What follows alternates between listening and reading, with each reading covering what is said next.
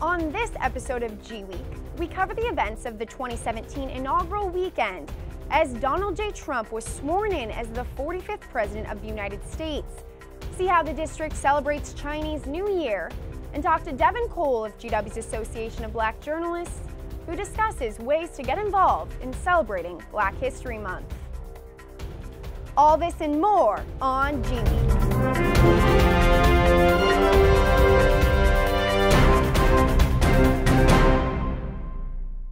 Welcome to the latest episode of GWeek. I'm your host, Mary Grace Brown.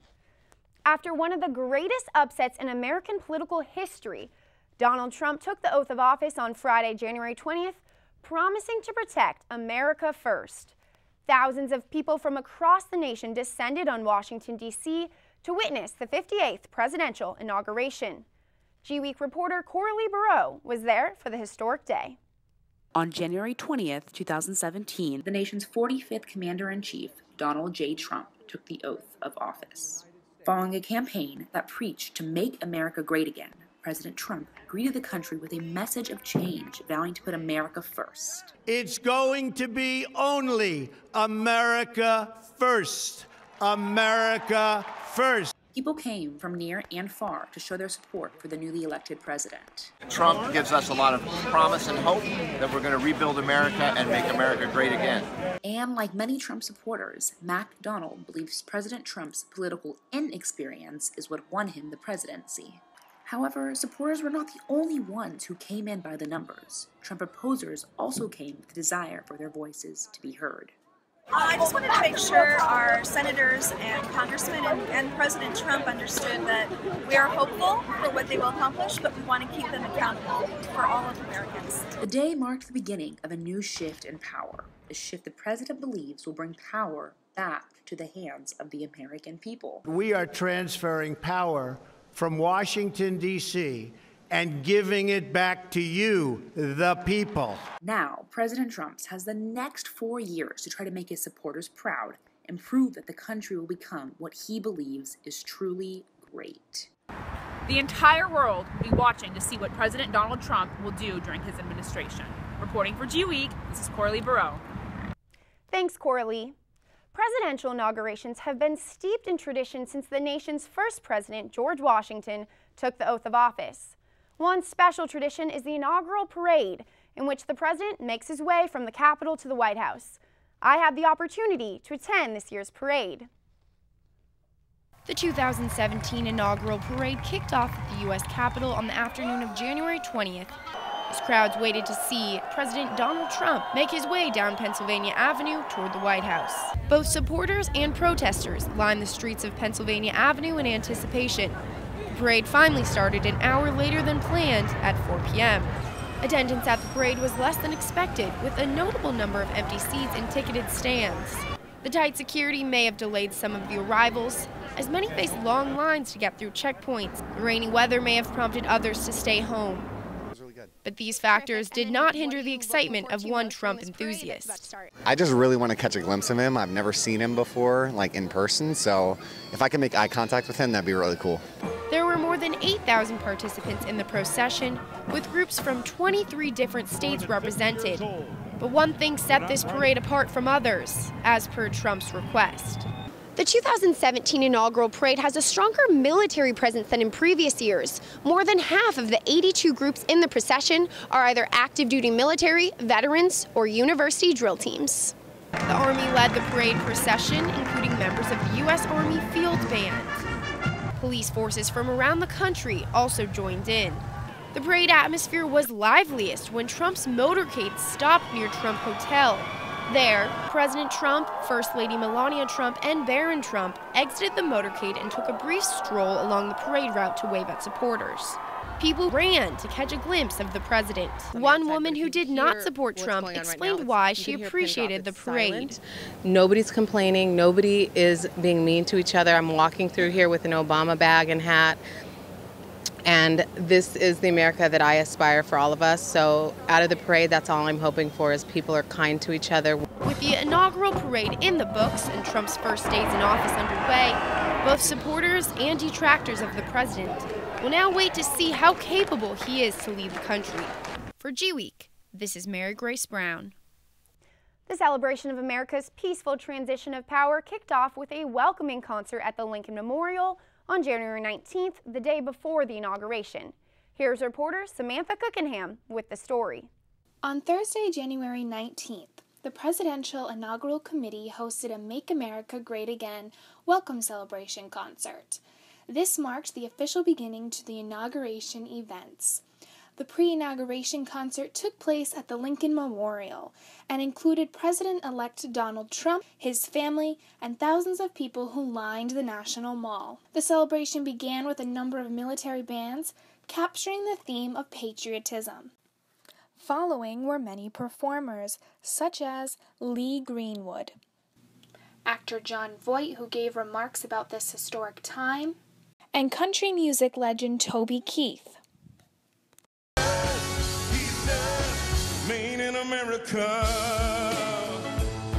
The welcoming concert had a unifying tone with the goal to bring people together to celebrate the pride of being an American. The pre-inauguration concert ended with remarks by President-elect Donald Trump and a grand fireworks show. Reporting for GWeek, this is Samantha Cookenham. Thanks, Samantha. The inauguration also provided GW students with the ultimate only at GW experience. The Foggy Bottom campus was within a special security perimeter because of the university's proximity to the White House. GWeek reporter Sam Tryman shows us the rare sight many students encountered as a result of the additional security. GW police and the military were tasked with maintaining a soft perimeter around GW's campus east of 23rd Street. This section of the university was located within the Secret Service security perimeter for the inauguration of President Donald Trump. We're just here to help make sure everything's safe and make sure everything goes smoothly for everybody so they can enjoy what's going on, enjoy the festivities. Approximately 7,500 armed service members from across the nation arrived in the district to provide additional security. It was a rare sight for several GW students. I think it's important to have the security for the weekend, but it's also a little intimidating to see like the giant tanks just on the streets. I think overall it's maybe a bit overkill considering how far away we are from the actual event, but you know, I guess can't take any chances nowadays. So. GW police also increased their presence on campus by placing officers at every residence hall and by closing all academic buildings to the public. GW police said off-camera that the university received no credible threats and saw no increase in suspicious behavior. It makes me feel safer. Yeah, I like it just because of the whole election and everything that's been going on. Yeah, I was down at the mall yesterday. It was a little overwhelming, so it's nice to be able to come somewhere where I feel safe. No cars were permitted to travel through campus as a precaution as the day's festivities began. The Vern Express had to display a special identification card to be permitted to drive an unusual route to the stop at Funger Hall. GW students are very grateful for this updated security during the inauguration weekend. For GWeek, I'm Samantha Treatman. Thanks, Sam. The Women's March on Washington took place the day after the inauguration of Donald Trump as a sea of pink filled the district. Hundreds of thousands of men and women convened in Washington and around the world to stand up for human rights. Here's reporter Rudy Venkatesan with the story. Thanks, Mary Grace. On January 21st, 2017, around 1 million people stood where I stand right now to participate in the Women's March on Washington. Purposely planned for the day after President Trump's inauguration, the Women's March on Washington is the first of its kind. Organizers of the event said that it was created so that we can start being proactive about women's rights. Originally a grassroots Facebook event, the march garnered quite a lot of attention, attracting celebrities as well. Cities around the nation and around the globe held marches on that very same day. No matter age, race, or gender, everyone stood in solidarity for one reason. Women's rights are human rights, and that's why we're here today.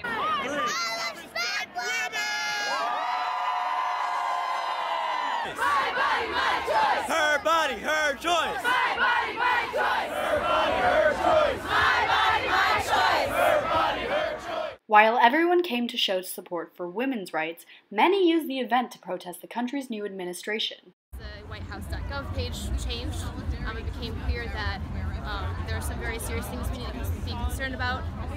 We need to not go backwards. There's things that people have fought very hard for over the decades, and we need to go forward, not backwards. So I'm worried that Trump is a Putin puppet, but and I'm also worried about our democracy. You know, I could never have this sign in Russia, for example. It's important the Senate not approve his cabinet of horrors, and we slow down this terrible movement against the American people and the popular vote. We came to the Women's March today because we are opposed to inequality, injustice, hate, meanness, and anti-intellectualism, and corruption and greed. And so we're here to support people who are also in favor. The event will definitely be one for the history books. For GWeek, I'm Ruti Venkatesan. Thanks, Rudy.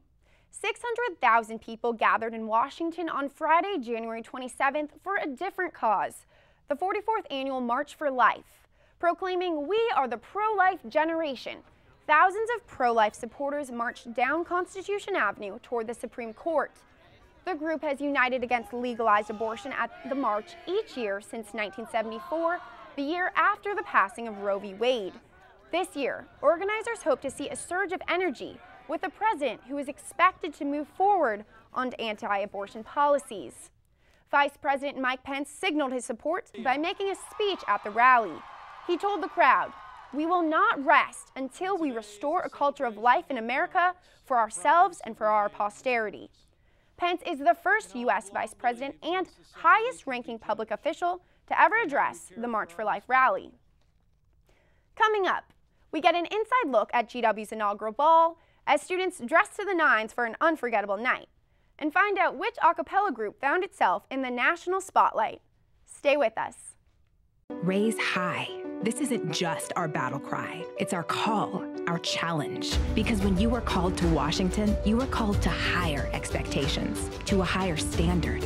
We are called here to advance knowledge, to serve society, to change the world. This is the George Washington University, and what we make is history. So stand up, be bold, take risks, press on, push harder, raise high.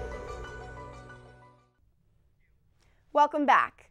The GW Sirens performed on Full Frontal with Samantha Bee this January after a video of the group singing at the Women's March went viral. The all-girls a cappella group teamed up with singer Milk and local DC group Capital Blend to sing their rendition of the song Quiet. The popularity of the YouTube video has led the song to become the unofficial anthem of the Women's March. The 6th George Washington University inaugural ball was held at the Omni Shoreham Hotel on January 20th. Every 4 years, the university holds the ball to celebrate the peaceful transition of power. More than 4,000 students, alumni, and GW President Stephen Knapp attended the ball. GW is the only major university which holds this type of event to celebrate the political activeness of the school since 1993, a sterling example of an only at GW moment. The GW College Democrats raised over $10,000 for Planned Parenthood during their annual student-run winter ball. This year's theme, Thanks Obama, Fired Up and Ready to Dance, brought in an estimated 400 people, a number that is double what the organization has seen in recent years. The event was described as a celebratory space for the Obama administration by GW Dems Vice President of Communications, Levi DeBose. Inauguration weekend was filled with both celebration and protest. Following the Only at GW inaugural events, President Trump's first week in office was filled with action as he aims to follow through on his campaign promises. We sent reporter Samantha Cookenham to talk to students about their thoughts and feelings and to see if they have been keeping up with the new administration since the inauguration. Thank you, Mary Grace. I am here in Kogan Plaza to talk to GW students about how they feel since the inauguration of President Donald Trump. What are your feelings post-inauguration day? There are definitely mixed feelings post-inauguration day. There's always optimism because America is a fantastic country, but some of the policies haven't been fantastic. Can you name two components of the travel ban executive order that he signed? I think one is like if you're coming from Iran back into the country, like even if you have like a student visa, like you can't get back in. So one of my friends, like her big can't get back into the country because she's from Iran, and like can't go back to school. What are your feelings post-Inauguration Day? Given the news that's come out over the last week or so, pretty petrified. Although what does give me hope is that there's been a huge growth of leftist advocacy work and activism. It's really been mixed over the past week and a half or so. At first I was really hopeful after attending the inauguration and then the Women's March that things would, kind of return to normal. Post-Inauguration Day, it's kind of nerve-wracking. I went to the Women's March the day after, so I was, excited to be there and like participate in what I believe in. But I think at this point it's just go with the flow. Let whatever happens, happens. There's not much we can do now, but hopefully everything kind of falls into place. Did you go to the inauguration? I did. And why did you go? I think GW students look forward to that when they choose to go here. So regardless of what I thought about the election, I still thought it was worthwhile to go see the event. But then I also went to the Women's March the next day so that I could see both sides of the issue. Honestly, right now, I'm still in shock. I'm still kind of surprised. Trump's been signing a lot of executive orders, and we still don't really know what's going to happen. My dad is from Somalia, which is one of the countries that he's had visa restrictions on, and I've been talking with my family a lot about, what's going to happen with them. Although we didn't talk to any Trump supporters today, as you can see, GW students have mixed feelings about President Trump in his first 10 days. However, they remain hopeful that America can progress forward. For GWeek, I'm Samantha Cookenham. Thank you, Samantha. The School of Media and Public Affairs held a special event last Monday called Does Trump Need the Media? SMPA Director Frank Sesno interviewed White House Press Secretary Sean Spicer, followed by a panel discussion with journalists and a former White House Press Secretary. The event took place after a second weekend of protests occurred across the nation after President Trump signed a controversial executive order. Here is GWeek reporter Devon Morales with more. Press Secretary Sean Spicer was a last-minute addition to SMPA's Does Trump Need the Media event. He sat down with SMPA Director Frank Sesno, who asked several questions regarding the new administration, the role of the media, and the need for truthful information. What kind of relationship do you want with the press corps? An honest one. What does that mean? It means that they've got to do their job. I understand it, and I truly believe this. I think the press is part of a healthy democracy. That's what separates our country from so many around the world. The most heated exchange came towards the end of the conversation, and it was about facts. There's an obligation of the media to get the facts right. I couldn't agree more. But where's the self? I guess it's always Sean, about. I agree with that. Okay. I also agree that you have every right and responsibility when something's wrong to point that out. I got calls when I was bureau chief at CNN from White House press secretaries screaming at me because we got something wrong, and then we had to figure out whether we did or not. That's different than an ongoing running attack on the media as an institution. Is it not? Well, I think that by and large, when people consistently get things wrong, we have an obligation to make sure that people get the facts right. The interview occurred on the heels of an executive order signed by President Trump that stopped the entrance of citizens and refugees from 7 predominantly Muslim countries. The order sparked protests across the nation's airports and in front of the White House, as many viewed it as a Muslim ban. Sesno asked Spicer to clarify the confusion surrounding the order. One, the ban deals with 7 countries that the Obama administration had previously identified as needing further travel restrictions. 2, in the 24-hour period following the implementation of the executive order, 325,000 people came to this country through our airports in 24 hours. 109 of them were stopped for additional screening. 109. Out of 325,000. During the interview, news broke that Acting Attorney General Sally Yates sent a memo to the Justice Department that said that the lawyers will not defend the president's executive order because she was not convinced the order was lawful. Yates was fired within hours and replaced by Dana Bonte, a U.S. attorney from the Eastern District of Virginia, who reversed Yates' orders. Bonte will remain as Acting Attorney General until Senator Jeff Sessions is confirmed by the Senate to be the next AG. The legality of the executive order is still being debated in the nation's courts. Reporting for GWeek, this is Devon Morales. Thanks, Devon. We will be right back with more headlines after the break.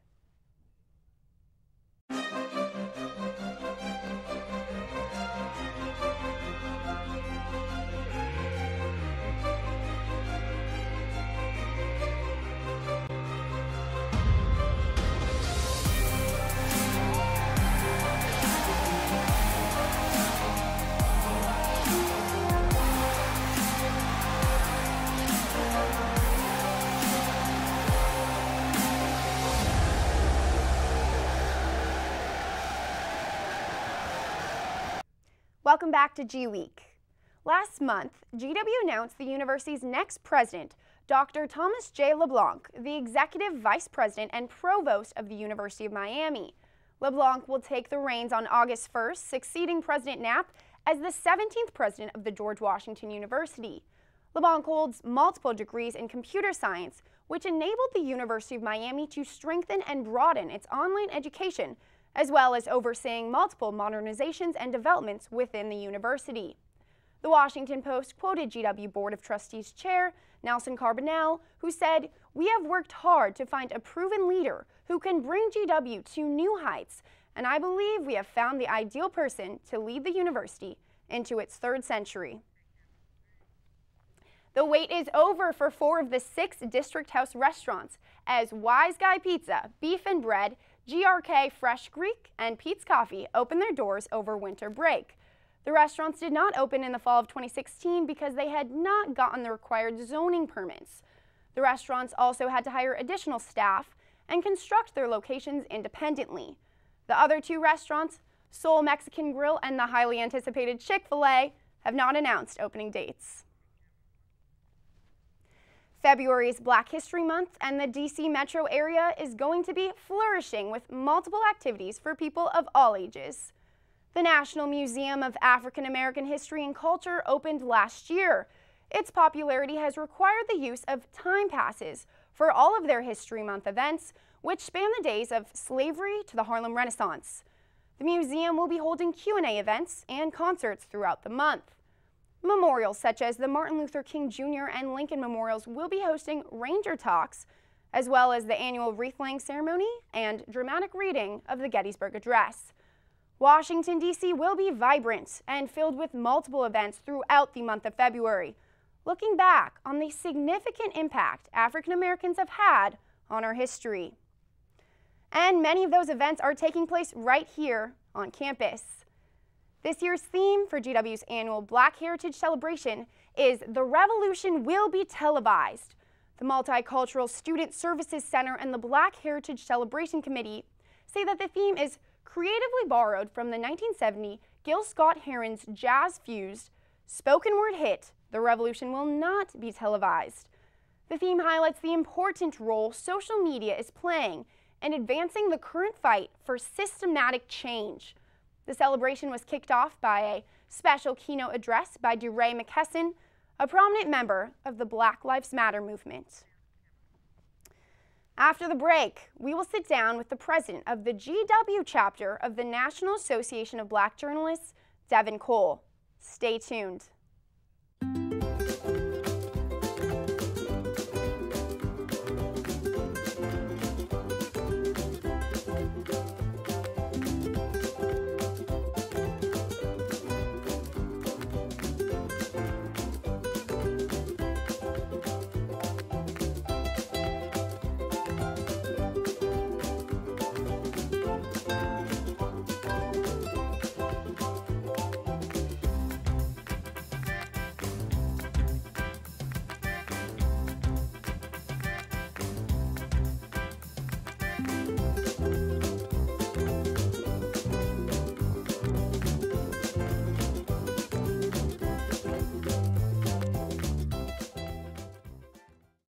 February is Black History Month, and there are plenty of ways for students to get involved in commemorating Black history. Here to tell us how is Devin Cole, who is the president of GW's Association of Black Journalists. Thank you for having me. Of course. So first of all, please tell me about GW's chapter of the Association of Black Journalists. What are your goals? Yeah, so GW's chapter of Association of Black Journalists is a subset of the National Organization of Black Journalists here in DC. And so we were started on campus only about 4 years ago under the direction of Professor Cheryl Thompson. And so we aim to provide mentorship, education, and programming for Black journalists on campus. You know, most of those journalists are within the School of Media and Public Affairs, but we also take non-journalism majors. And so, you know, our focus this year has been increasing membership, as well as putting on programs that will help engage, you know, our membership in the community at large. So you will be hosting an event this month. Please tell me about it. So our event is called Blacktivism, From the Fist to the Kneel.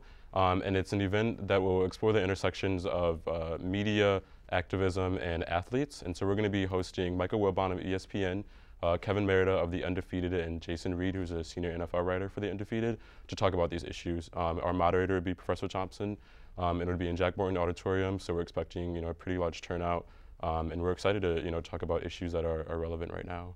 Absolutely. Sounds like a good opportunity. So what does Black History Month mean to you personally? So to me, Black History Month is a celebration of the rich and diverse history of African Americans in this country. I think it's a time for us to reflect on not only all of the progress that we've made, but also where we have to go from here. People often complain about how it's placed in the shortest month of the year, and I think that's an important reminder that we have to continue talking about these things outside of the 28 days that we have in the month of February. So it's an important time of the year for me, but again, it's not something that is necessarily, Black history is not necessarily something that can be just restricted to February. We have to continue talking about it throughout the year. That's really well put. Thank you. So, as you know, the Black Heritage Celebration is a sub-organization of the Black Student Union. So this year's theme is The Revolution Will Be Televised. Please tell me what that theme is, elaborate on that. Yeah, so The Revolution Will Be Televised is a play on Gil Scott-Heron's The Revolution Will Not Be Televised, his 1970s hit, which basically says that mainstream media and mass media are not going to cover the civil rights movement or the Black Power movement of the late 60s and early 70s in the ways in which they cover other big events. And so as we know, with the advent of social media, a lot of movements and a lot of issues can be covered in ways that they couldn't before. And so I think that The Revolution Will Be Televised is simply an indication that these things are now being televised, if you will, or tweeted or made posts about Facebook, in ways that they couldn't have been before. And so I think it's a great theme. I'm excited for the month, so yeah. Absolutely. So did you attend the Black Heritage Celebration's keynote address, which featured DeRay McKesson? I did. I went to that. That was on Tuesday, and I thought it was one of the best keynotes we've had in a few years. DeRay is an activist out of Baltimore, and he ran for the mayor to be the mayor of Baltimore last year. Unfortunately, did not win, but he's a really big name right now in the current movement. And so I thought that them bringing him here was important, not only for the Black community at GW to have such a presence, but also for the community at large to be able to hear from somebody like DeRay. And you asked a question I at did. the event. So I asked DeRay about, when he was back in Ferguson, he got really close with a Washington Post reporter named Wes Lowery. And Wes Lowery was able to get a lot of access to DeRay, and he was able to cover, the narratives that were coming out of Ferguson in ways that were unique to Black journalists. And so I asked DeRay if he thought that white journalists could cover, or non-Black journalists could cover Ferguson and other things in the ways in which Black journalists can. And he answered, yes, if you're good, if you're consistent, if you're honest and accurate, then you can cover the stories in the same ways. And to him, the difference is proximity to trauma. And so, of course, with Black journalists like Wesley, he's an African-American man, and so the trauma is a lot closer to him than it might be for somebody like Anderson Cooper. So the story might be like a little bit different, but it can still be accurate in storytelling, just in the same way. So within the Association of Black Journalists, how do you reach out and invite other students at GW to be part of the conversation about the important issues you are talking about? Yeah, so we just try to be really open, through our social media accounts about having people come in. We're not exclusive, to just Black journalists. That's the name of the organization, but we welcome anybody to come and speak to us about different things at our bi-weekly meetings. And through our listserv, we always try to put out word about our meetings and different events that we're going to be putting on. And so I think for us, it's just an openness and an acceptance of people who may not necessarily look like us to come and sit down at the table and discuss Black journalism and reporting in today's world.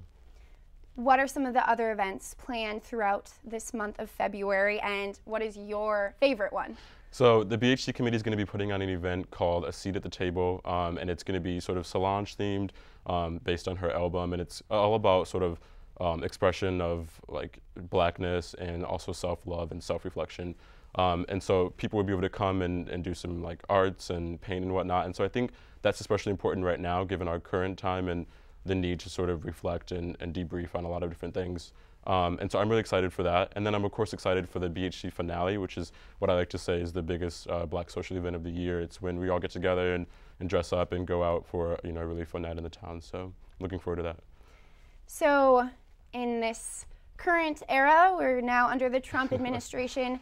Have you and the members of your organization discussed how the media should cover the Trump administration?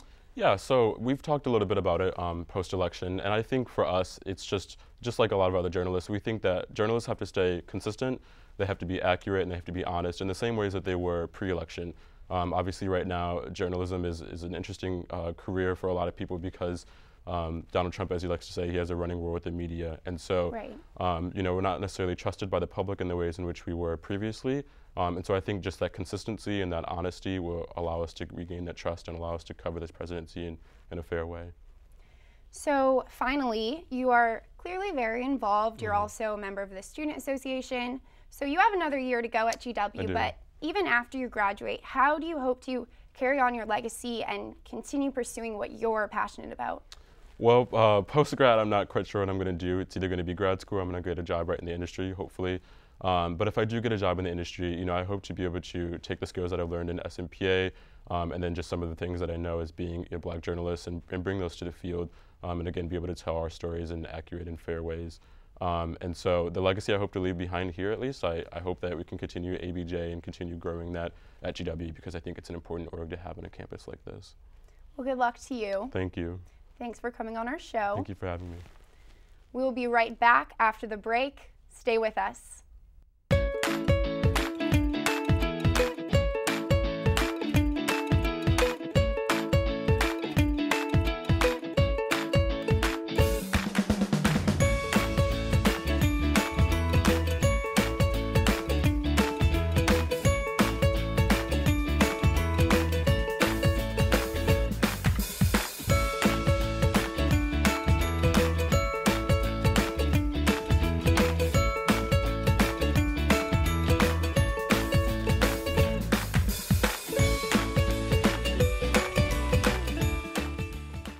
Welcome back.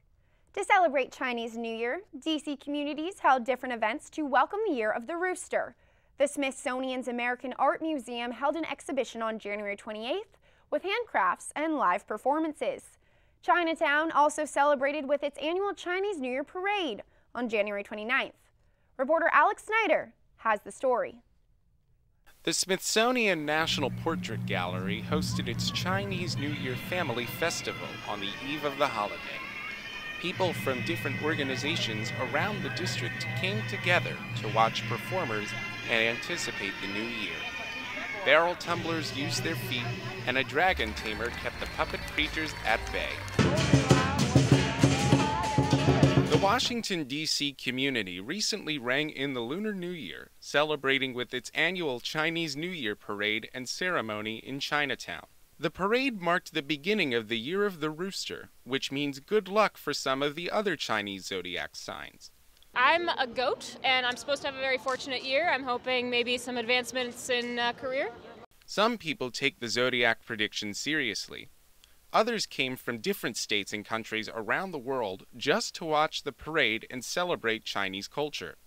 I'm really looking forward to the dragon because I know that those are really cool. I like how it's controlled by a lot of different people and they can make it go in lots of different directions, and it's a really cool puppet that they make. The holiday celebrates the start of the new lunar calendar, but it historically represents much more. It began with the idea of scaring away the monster Nian with firecrackers and the color red, so I think that's an interesting origin story.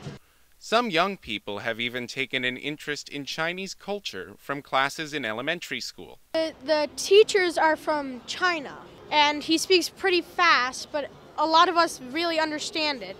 For people from China, this parade marks a time to hope for better fortune while feeling a connection back to their homeland. I'm just working here as a construction worker, so making more money is definitely a must for me. I hope that my country will prosper in the future. Although security was strict, MPD police officers still made sure they kept the mood light.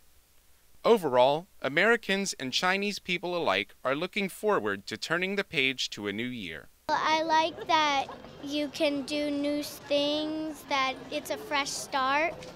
As people continue to parade on by, the Chinese New Year parade is in full swing and ready to welcome in the Year of the Rooster. For GWeek, I'm Alex Snyder. There there will be one DC resident who will be in China next year to celebrate Chinese New Year. Bao Bao. The DC Zoo's beloved panda is boarding a plane later this year to return to China.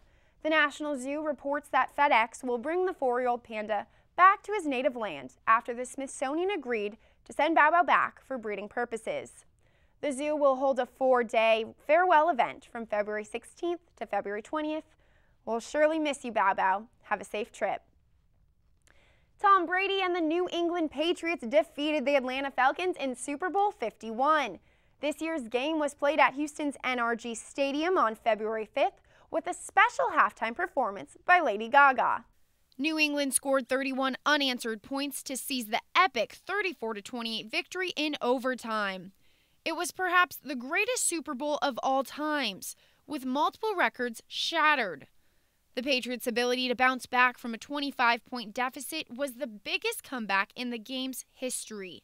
4-time Super Bowl MVP Tom Brady set numerous single-game Super Bowl records, including 43 completions, 62 passes, and a whopping 466 passing yards. Because this was the first overtime in Super Bowl history, the Patriots also broke the record for most points in overtime, which was 6. This Super Bowl gave the Patriots and Tom Brady his 5th championship. The 2016 NCAA Football Championship reunited the Clemson Tigers and the Alabama Crimson Tide in a matchup from last year's championship. This year, the championship was played in Tampa Bay, Florida. Though the Tigers were held at bay for the first half, a nail-biting offensive comeback in the fourth quarter boosted the Clemson Tigers to their 2nd national title in school history. The final score was the Clemson Tigers 35, the Alabama Rolling Tide 31. That brings us to the end of our show. Until next time, make sure to check out GWTV on our website at www.gw-tv.com. Thanks for tuning in, GW. We'll be seeing you around campus.